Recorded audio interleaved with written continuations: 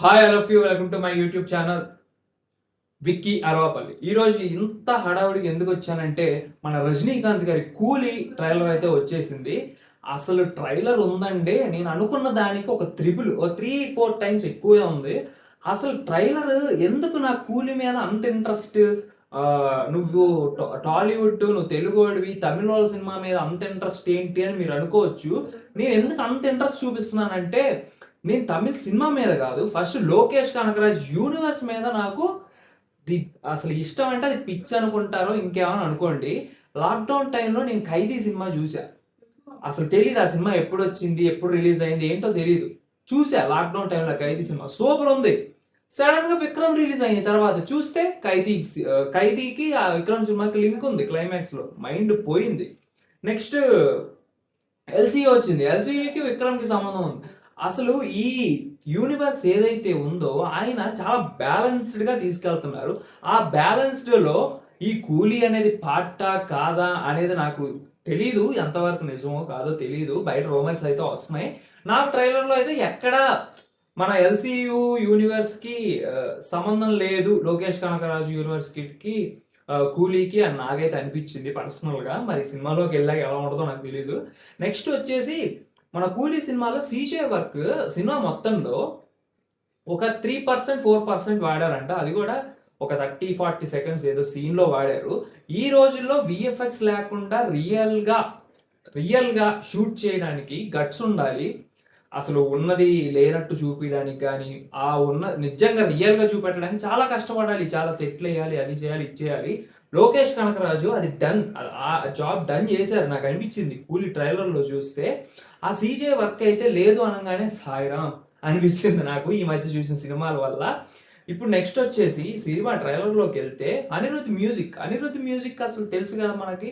ఆయన ఎక్కువ మాట్లాడుకోకూడదు, ఆయన మ్యూజిక్ వల్ల హిట్ అయిన సినిమాలు ఎన్నో ఉన్నాయి. ఆ, మన దేవర అందులో ఫస్ట్. నెక్స్ట్ ఇంకోటి ఏంటంటే, మన కూలీ సినిమాలో పెద్ద క్యాస్ట్ ఉంది. ఎవరెవరు? అకినేని నాగార్జున గారు, రజనీకాంత్ గారు, ఆమీర్ ఖాన్ గారు, సత్యరాజ్ గారు, ఉపేంద్ర గారు, 5 క్యారెక్టర్లు. మన హీరోయిన్స్ కి వచ్చేసరికి Shruti Haasan special guest appearance song ఏమో మన పూజా హెగ్దే పాప కూడా ఉంది. ఆ మౌనిక పాటతో సినిమా హైప్ని ఎక్కడికో తీసుకెళ్లారు. ఈ రోజు ట్రైలర్ తో ఆ సాంగ్ కి మించి హైప్ని ఎక్కడికో తీసుకెళ్లి వదిలేశారు. నేనైతే అసలు ఎక్సైటెడ్ గా వెయిట్ చేస్తున్నా ఆగస్టు 14th గురించి. మీరు కూడా ఎంత ఎదురు చూస్తున్నారో కామెంట్ సెక్షన్ లో నాకు కామెంట్ చేయండి. నెక్స్ట్ వచ్చేసి ఈ కూలీ సినిమా అయితే ఏదైతే ఉందో, నాగార్జున గారు, అమీర్ ఖాన్ గారు ఒక ఇద్దరు గ్యాంగ్స్టర్లు వీళ్ళిద్దరు. నెక్స్ట్ ఈ ఉపేంద్ర, సత్యరాజు, ఈ రజనీకాంత్ ఎవరైతే ఉన్నారో వీళ్ళు ముగ్గురు ఒక బ్యాచ్ లాగా కనిపిస్తున్నారు. అంటే సినిమాలో అది ఎప్పుడు రివీల్ చేస్తారు అని ఇంటర్వెల్ లో రివీల్ చేస్తారేమో అని అయితే నాకు అనిపిస్తుంది. అమీర్ ఖాన్ గారే రోల్ ఎంట్రీ కూడా నాకు తెలిసి ఇంటర్వెల్ బ్యాంక్ లో వస్తుంది అని నాకైతే అనిపిస్తుంది. మరి సినిమా చూసాక మనం తెలుసుకోవాలి. నెక్స్ట్ ప్రొడక్షన్ వాల్యూస్కి వస్తే కూలీ మూవీ ట్రైలర్ లో ఎక్స్ట్రాడినరీ, ఎక్కడ పేరు పెట్టడానికి లేదు. చాలా అంటే చాలా బాగుంది. రజనీకాంత్ గారు నిజంగా అప్రిషియేట్ చేయాల్సిన విషయం ఏంటంటే, ఆయన ఏజ్కి నేను అప్రిషియేట్ చేస్తే చండాలంగా ఉంటుంది కానీ ఏదో అంటున్నాను మామూలుగా.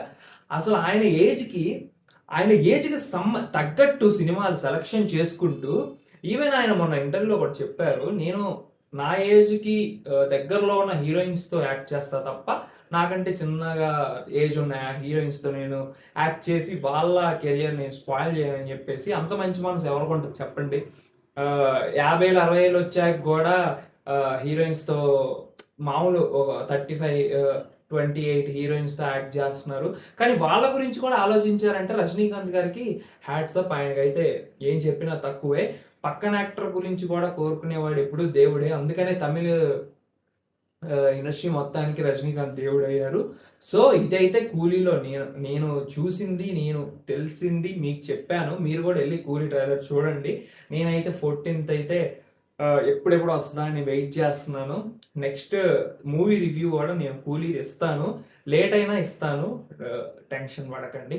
నెక్స్ట్ మన ఛానల్లో నేను కొంచెం స్పెషల్గా నేను ఒకటి ప్లాన్ చేస్తున్నాను. అది మీరందరూ చూసి ఎంకరేజ్ చేసి నన్ను ఇంకా మంచిగా పైకి తీసుకెళ్తారని అనుకుంటున్నాను. బ్యాక్గ్రౌండ్ ఏమీ లేదు, లైట్ ఎఫెక్ట్స్ ఏం లేవు, స్క్రీన్ కొంచెం డల్గా ఉంది, ఇవన్నీ మీకు ఉంటాయి ప్రాబ్లమ్స్. కానీ నా బడ్జెట్ కూడా నేను చూసుకోవాలి కదా. నెక్స్ట్ మీకు వాయిస్ క్వాలిటీ కూడా తక్కువ ఉంటుంది వీడియోస్లో, అది కూడా నేను గమనించాను, చూశాను. మనకి అది కూడా నేను ఆర్డర్ చేసిన వస్తుంది. నెక్స్ట్ టైం వీడియోస్ క్వాలిటీగా మెయింటైన్ చేయడానికి నేను చూస్తున్నాను. నాకు కొంచెం సపోర్ట్ ఇస్తే నేను మన ఛానల్లో నా ఉన్న బడ్జెట్లో నేను కొన్ని గివ్ అవేలు కూడా ప్లాన్ చేస్తాను. కొన్ని మూవీస్కి కొంతమందిని సెలెక్ట్ చేసి నేనైతే 1 లేదా 2 టికెట్లు అయితే స్పాన్సర్ చేస్తాను. అది ఎప్పుడు స్పాన్సర్ చేస్తాను, ఈ 10 డేస్లో కూలీకేనా లేదా వార్కా, నేనైతే చెప్పను. సో మీరైతే ఛానల్ని సబ్స్క్రైబ్ చేసుకోండి, సబ్స్క్రైబ్ చేయండి ప్లీజ్, ఎంకరేజ్ చేయండి. నేనైతే కన్సిస్టెన్సీగా వీడియోలు పెడుతున్నాను, ప్రాపర్గానే పెడుతున్నాను, ఏది తప్పుగా మాట్లాడట్లేదు, ఉన్నది ఉన్నట్టు చెప్తున్నాను, లేనిది ఏది చెప్పట్లేదు మూవీస్ గురించి కూడా. Next Bigg Boss daily analysis వస్తుంది, వీక్లీ అనాలిసిస్ కూడా వస్తుంది, మూవీ రివ్యూస్ వస్తాయి, నెక్స్ట్ వచ్చేసి ట్రైలర్ రివ్యూస్ వస్తాయి, recommended movies, weekend recommended movies shorts కూడా నేను ప్లాన్ చేస్తున్నాను, అవి కూడా వస్తాయి. మీకు ఎక్కడ ఏది కంటెంట్ విషయంలో తగ్గదు. నెక్స్ట్ షార్ట్ ఫిలిమ్స్ కూడా ప్లాన్ చేస్తున్నాను, రాసుకుంటున్నాను, అది కూడా పరమేశ్వరుడు వల్ల ఓకే అయితే నేను తీస్తాను. మీకైతే ఎంటర్టైన్మెంట్ పరంగా ఎటువంటి ఇష్యూ ఉండదు. నేను ఏ హీరోని కించపరచను, ఏ డైరెక్టర్ని కించపరచను, ఉన్నది ఉన్నట్టే చెప్తాను. నేను ఎక్కువ పాజిటివ్స్ చెప్పడానికి ట్రై చేస్తా కానీ నెగిటివ్స్ చెప్పడానికి ట్రై చేయను. సో నన్ను ఎంకరేజ్ చేయండి ప్లీజ్, సబ్స్క్రైబ్ చేయండి, లైక్ చేయండి, షేర్ చేయండి. Thank you so much. Coolie కోసం, కూలీ మూవీ రివ్యూ కోసం వెయిట్ చేద్దాం. Thank you, bye.